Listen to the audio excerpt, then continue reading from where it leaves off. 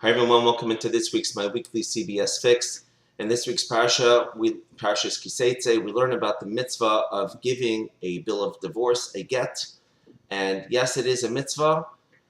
At times, Hashem certainly understands people, and it's sometimes necessary for a person to give his wife a get, as sad as it may be, as the Talmud tells us that anytime there's a divorce, the altar itself, the Mizbeach, sheds tears because the house was being built and now that house is being destroyed. But be that as it may, Hashem certainly understands that there are sometimes it doesn't work out, and therefore a divorce has to be done according to Torah law. Now, the Mishnah in Tractate Gittin records three opinions as what is actually grounds for a divorce. The first opinion is the opinion of Beis Shammai, who said grounds for divorce is if his wife does something immoral, if she commits an immoral act with another man, certainly it's ground for divorce. The second opinion is Beis Hillel, who holds the grounds for divorce is even if his wife burns his food. And the third opinion, Rabbi Akiva's opinion, is the opinion that a man is allowed to divorce his wife if he finds another woman more attractive than his wife. Now, of course, this begs understanding. The first opinion we can understand. If a wife is immoral, she doesn't keep her fidelity, then certainly that's grounds for divorce.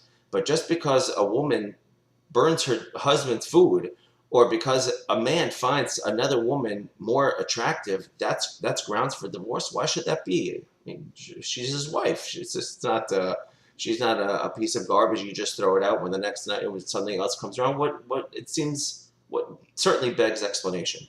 So try to explain it in one of two ways. Hopefully you'll like at least one of the ways. So Rabbi Yosef Chaim Sonnenfeld says that the second and third opinion are actually safeguarding a woman.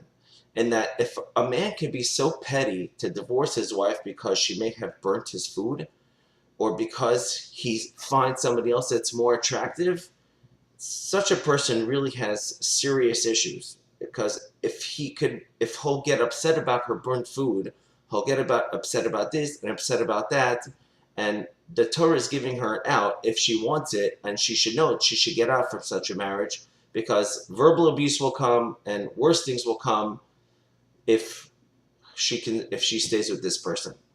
It's the same thing if a man always finds another woman to be more attractive. He also certainly has certain issues. He's living in a fantasy world when it's an ongoing thing, and so therefore the Torah is kind of giving her the out to get out of this.